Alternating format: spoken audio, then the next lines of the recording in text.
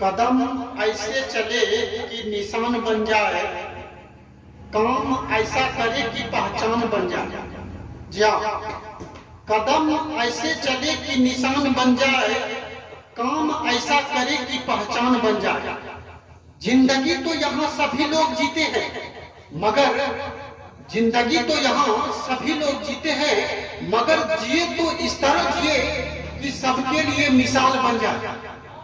जी हाँ, नमस्कार दोस्तों, आप सभी का आपके अपने चैनल DKY क्लासेस में आप सभी का अभिनंदन है। मैं एक बार फिर से आप सभी के नजदीक आ चुका हूं। इलेक्ट्रिक करंट, जी हाँ, विद्युत धारा, इलेक्ट्रिक करंट यानी विद्युत धारा का दूसरा वीडियो लेकर आप लोगों के समक्ष हाजिर हूं।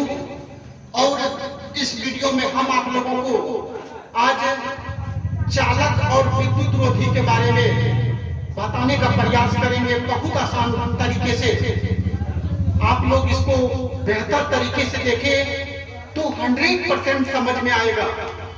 कभी जीवन में मनुष्य को नहीं घबराना चाहिए। कतल असफल होकर ही एक दिन मनुष्य सफल होता है। जब तक आपको असफल नहीं होंगे तो कभी भी ये बात मन में नहीं आएगी कि हम सफल हो जाएंगे।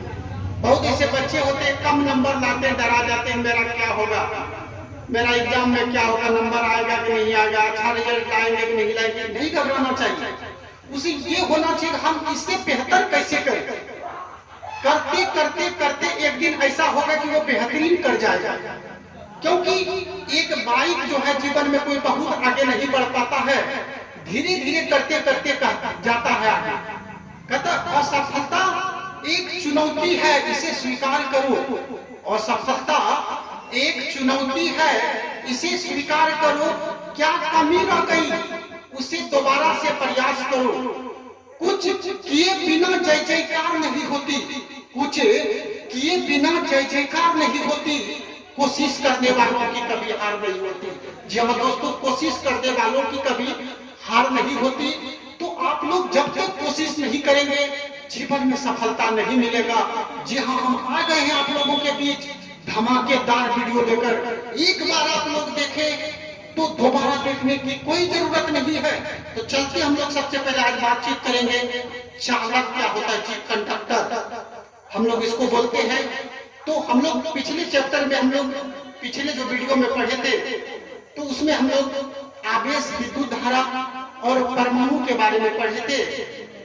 तो चालक क्या होता है कि ऐसा पदार्थ हम लोग भली भांति पदार्थ से भली भांति जानते हैं, ऐसा पदार्थ जिनसे होकर विद्युत आवेश का काम होता है बहना।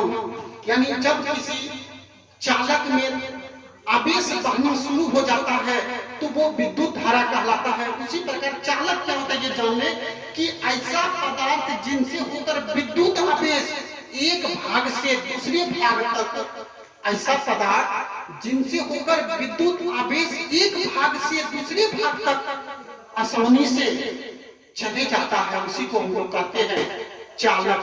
जैसे हम लोग ले लेंगे मनुष्य के अगर एक भाग में एक तार अगर सटाया चले जाए तो उसका जो है एक भाग से दूसरे भाग तक आसानी से आवेश चले जाएगा और उसको करंट लग जाएगी, मृत्यु भी हो सकती है, जिसके कारण मनुष्य हो जाएगा।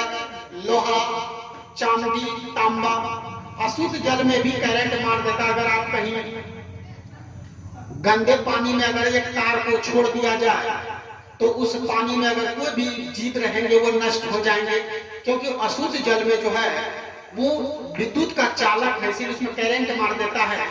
और लेकिन शुद्ध जल की अगर हम लोग बात करेंगे तो वो विद्युत का कुचालक है। शुद्ध जल में आपको करंट नहीं लगेगा, लेकिन अशुद्ध जल जैसे ही उसमें मिनरल्स वगैरह बहुत सारा चीज मिल जाएगा वो अशुद्ध हो जाता है और उसमें आपको करंट लगेगा। तो चालक हम लोग समझ गए कि ऐसा पदार्थ जिनसे होकर विद्युत आवेश एक भाग से दूसरे भाग तक आसानी से चले जाता है, उसे चालक कहते हैं। जैसे आप मनुष्य बोले लोहा, चांदी, तांबा, सोना भी हो जाएगा, अशुद्ध जल हो जाएगा और भी हो सकते हैं। इसी प्रकार हम लोग दूसरा चलेंगे, विद्युत रोधी यानी इंसुलेटर। विद्युत रोधी क्या होता है कि ऐसा पदार्थ जिनसे होकर विद्युत आवेश एक भाग से दूसरे भाग तक आसानी से नहीं पहुंच पाता है, उसी को हम लोग कहते हैं विद्युत रोधी। यानी ऐसा पदार्थ जिनसे होकर विद्युत आवेश एक भाग से दूसरे भाग तक नहीं पहुंच पाता है, उसी को हम लोग कहते हैं विद्युत रोधी। जैसे हम लोग ये लकड़ी कुर्सी बनी हुई है लकड़ी का, अगर लकड़ी में हम लोग तार सटा भी देंगे, अगर कोई व्यक्ति इसको पकड़ लेगा तो कोई प्रभाव नहीं पड़ेगा, क्योंकि ये विद्युत का कुचालक है। इसी को हम लोग विद्युत रोधी भी बोलते हैं। बेंच हो जाएगा, कुर्सी हो सकता है, फिर कांच हो सकता है, चमड़ा। शुद्ध जल में जो है विद्युत रोधी है, शुद्ध जल में भी करंट नहीं लगता है, तो ये भी विद्युत रोधी है। तो आवेश आप लोग बहुत समझ ही गए होंगे। आवेश जो है ना तो उत्पन्न किया जाता है, आवेश को ना तो उत्पन्न किया जा सकता और ना ही नष्ट किया जा सकता है। आवेश संरक्षित रहता है। दुनिया में सब चीज समाप्त, लेकिन आवेश कभी समाप्त नहीं होगा। आवेश एक वस्तु से दूसरी वस्तु में परिवर्तन किया जाता है।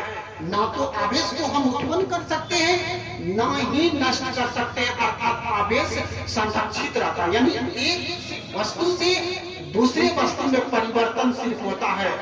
आवेश दो प्रकार के होते हैं, एक होता है धन आवेश, दूसरा होता है ऋण आवेश।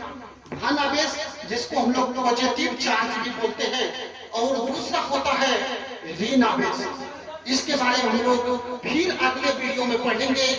तब तक के लिए धन्यवाद। जय हिंद, जय भारत।